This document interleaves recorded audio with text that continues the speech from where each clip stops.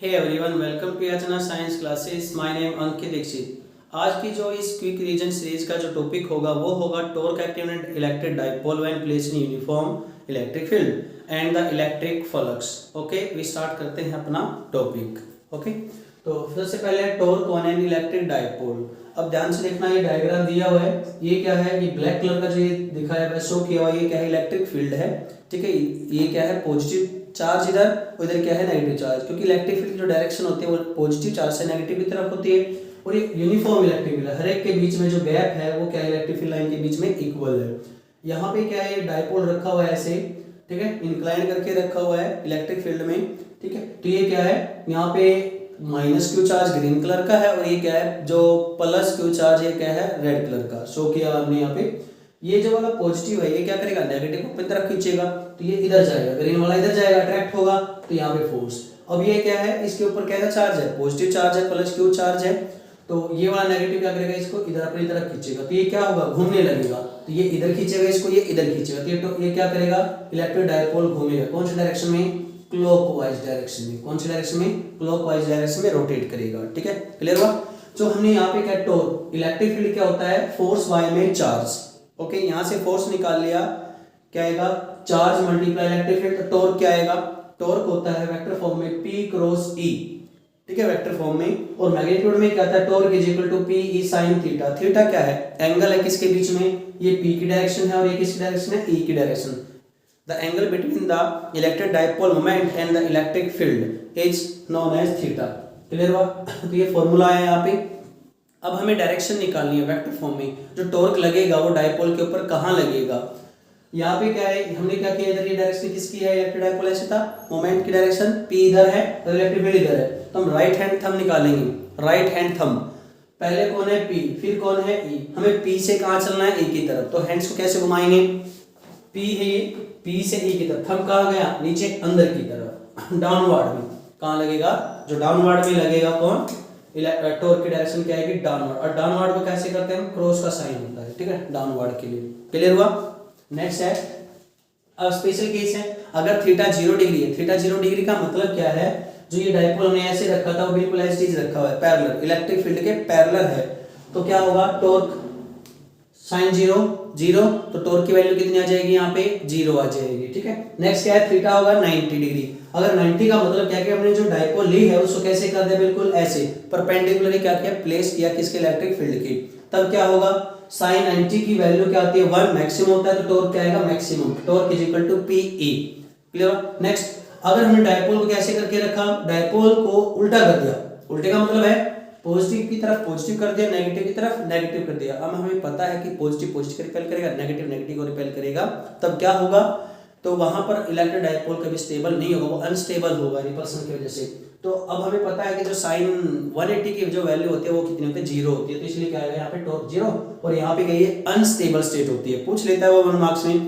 ठीक है, at which angle the torque is as at unstable state, तो angle कितना आएगा, 180 डिग्री। क्लियर हुआ। स्टेबल कौन सी है, जब वो पैरेलल होगा, इलेक्ट्रिक डाइपोल मोमेंट किसके पैरेलल होगा, इलेक्ट्रिक फील्ड के। नेक्स्ट क्या है, जो टॉर्क होता है is independent on origin, origin के ऊपर इंडिपेंडेंट होता है, ओरिजिन आप कहीं पर भी ले लो इसमें। ठीक है, ओके। नेक्स्ट है, जो सेंटर ऑफ मास होता है डाइपोल का वो मूव नहीं करेगा, केवल डाइपोल क्या करेगी, केवल डाइपोल रोटेट करेगी। ठीक है, डाइपोल रोटेट करेगी, लेकिन जो सेंटर ऑफ मास है उसका इन दोनों के बीच में वो वहीं पर रहेगा और वो क्या करेगा, ठीक है, रोटेट करता रहेगा लेकिन मूव नहीं करेगा, चले नहीं ना। इस केस में केवल क्या होती है, प्योर रोटेशन मोशन होती है, ट्रांसलेशन मोशन नहीं होती। ओके, प्योर रोटेशन मोशन आएगी, ट्रांसलेशन मोशन नहीं आएगी इस केस में। नेक्स्ट है, नेक्स्ट आएगा टाइम पीरियड। अब देखो ध्यान से, ये डाइपोल थी, डाइपोल ऐसे जाके घूमेगा, घूमेगा या नहीं घूमेगा, फिर वो क्या है, वापिस आएगा, वापिस आने के लिए क्या करेगा, वो टाइम लेगा, जो टाइम पीरियड कितना होता है उसमें। ठीक है, जो डाइपोल होता है इलेक्ट्रिक डाइपोल, वो एक रोटेशन होने में कितना टाइम लेगा उसको हम बोलेंगे हम टाइम पीरियड। ठीक है, तो उसका फॉर्मूला है T is equal to 2 pi under root क्या आएगा, I बाय में P, I है मोमेंट ऑफ इनर्शिया। ठीक है, और P क्या इलेक्ट्रिक डाइपोल मोमेंट और E क्या है, इलेक्ट्रिक फील्ड आएगा। क्लियर हुआ यहाँ से। नेक्स्ट है, यहाँ पे इस केस में जो टोटल जो फोर्स होता है, नेट फोर्स जो होता है डाइपोल के ऊपर, वो तो 0 लगेगा। क्यों, क्योंकि जितना इधर है मैग्नीट्यूड में उतना ही इधर है, तो इन दोनों को अगर हम कंपेयर करेंगे तो दोनों क्या रहते हैं, बैलेंस हो जाते हैं। इसलिए नेट फोर्स कितना लगेगा, 0, लेकिन टॉर्क इसमें 0 नहीं होगा। नेक्स्ट है potential energy of electric dipole.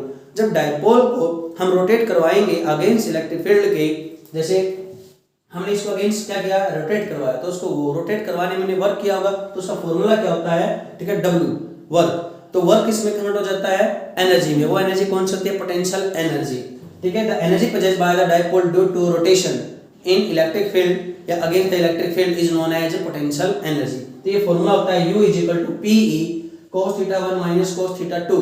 θ1 क्या है, इनिशियल, जहां से हमने क्या है डायपोल को स्टार्ट किया वो एंगल, और θ2 क्या है, फाइनल एंगल। ओके, यहाँ पे अब इसमें क्या है, अगर मान लेते हैं स्टार्टिंग में एंगल कितना है, 90 डिग्री है, और फाइनल का हमें एंगल नहीं पता, θ2 कितना आएगा, थीटा।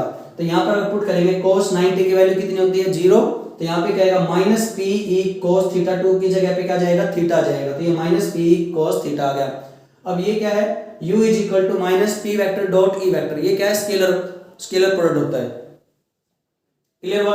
नेक्स्ट है क्या आएगा, अब इसी में है कि जो इलेक्ट्रिक डायपोल होती है वो क्या होता है, स्टेबल कब होती है, जब P और E आपस में पैरेलल होंगे, एक डायरेक्शन में होंगे, तब क्या होगा, इलेक्ट्रिक डायपोल मोमेंट क्या आएगा, स्टेबल आएगा, ठीक है। नेक्स्ट है इलेक्ट्रिक फ्लक्स। इलेक्ट्रिक फ्लक्स क्या है, φE सिंबल है। The number of electric field line crossing पर यूनिट एरिया पर unit time is known as electric flux. Okay, तो यहाँ पे इसका जो फॉर्मूला होता है φE = E vector dot ds। ये ds क्या है, एरिया एलिमेंट है। यहाँ पे अगर फॉर्मूला लगाते हैं A vector B dot B vector का ए बी cos थीटा, तो यहाँ पे क्या आएगा, ए ds cos थीटा आएगा। अब इसका एसआई जो यूनिट आती है इलेक्ट्रिक फ्लक्स की, देखो यहाँ पे इलेक्ट्रिक फील्ड की क्या होती है, न्यूटन पर कूलम्ब होती है, लेकिन एरिया की क्या आएगी, एरिया का होता है मीटर स्क्वायर, तो ये आएगा न्यूटन मीटर स्क्वायर पर कूलम्ब। डायमेंशन जो फॉर्मूला आता है इसका वो कितना आता है, mL3t-3 a⁻⁻1। अब यहाँ पे क्या है, ये कोई भी हमने सरफेस लिया है, और यहाँ पे ये रेड कलर का जो शो किया, ये क्या है, स्मॉल एलिमेंट है जिसका एरिया क्या है, वेरी स्मॉल है, वो एरिया कितना है, ds है। और ये n कैप क्या है, यूनिट वेक्टर है, जो क्या आएगा, इस एरिया की क्या आएगा, परपेंडिकुलर आएगा। मान लीजिए बोर्ड है, बोर्ड के परपेंडिकुलर कैसा है, ये ऐसे है ना, तो ये क्या आएगा, एरिया वेक्टर या यूनिट वेक्टर बोल देंगे, तो n कैप। और ये क्या है, इलेक्ट्रिक फील्ड, और ये क्या है, n कैप। दोनों के बीच में एंगल कितना आएगा, दोनों के बीच में जो एंगल आएगा वो कितना आएगा, थीटा। तो यहाँ पर ये क्या है, डायग्राम शो किया हुआ है, इलेक्ट्रिक फ्लक्स जब पास आउट होगी किसी भी सरफेस से। नेक्स्ट है एक और फॉर्मूला होता है, अगर किसी सरफेस के पास चार्ज होता है Q, तो उससे कितनी number of electric flux pass out होगी, वो फॉर्मूला है φE = Q/ε0। ये है वैक्यूम के लिए।